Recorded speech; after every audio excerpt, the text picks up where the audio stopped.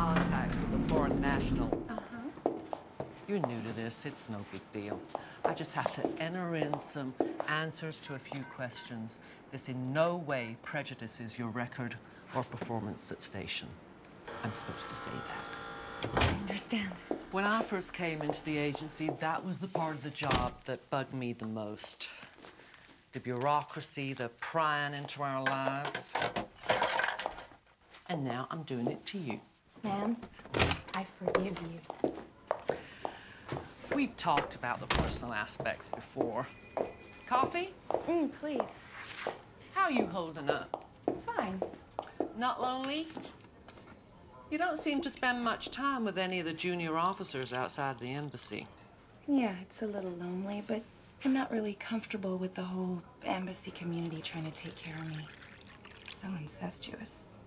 You know that 3 separate people have casually mentioned that Jason in the consular section is a nice guy and single. Well, he seems like a nice guy. Nance, come on. All right. He's a nice guy and a total geek. Okay, for the record, you reported incidental contact with a foreign national. You stated in your report that there was no emotional or sexual dynamic between you and said FN. Is that correct? Yes. Your report states that you asked him to have coffee with you. Can you explain what motivated you to take that step? He had assisted me with a problem with my car, and I felt it would be an appropriate gesture of thanks.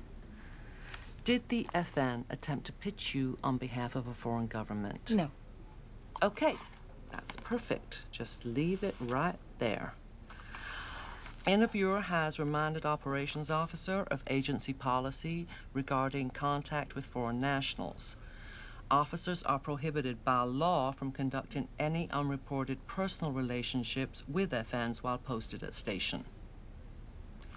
What they don't tell you, but expect you to know, don't get into a relationship with a foreigner. It just complicates your security clearances. Truth is, you could meet the best guy in the world here.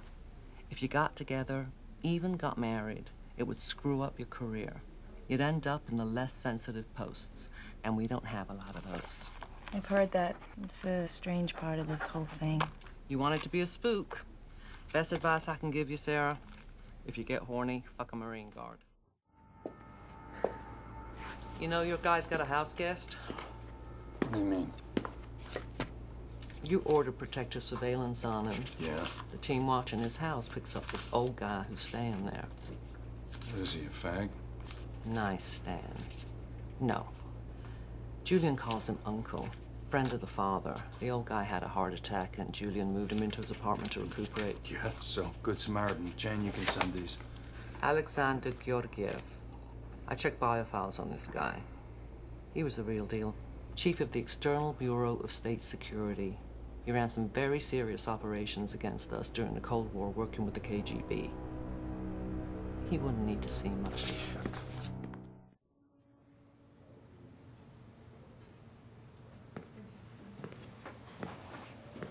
We can't raise Julian on his cell. I just saw him. What'd he say? I didn't talk to him. I was watching as he and Alexander met in the park. What happened? They had an argument, and Gregory ran away from him. He just bolted out of the park. He's panicking. I had a talk with Alexander.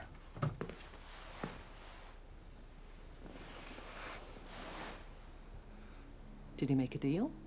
No, I would have been stunned if he had. So how'd you leave it? Just like that. He said goodbye. I walked home. You realize you might have pushed him in. Yep. This thing could explode. We can't just sit back and watch. Counter-surveillance needs to find him, get him the passport, and drive him out of the country. Sarah says he won't go, and I think she's right. He's in a haze. He thinks he can handle this.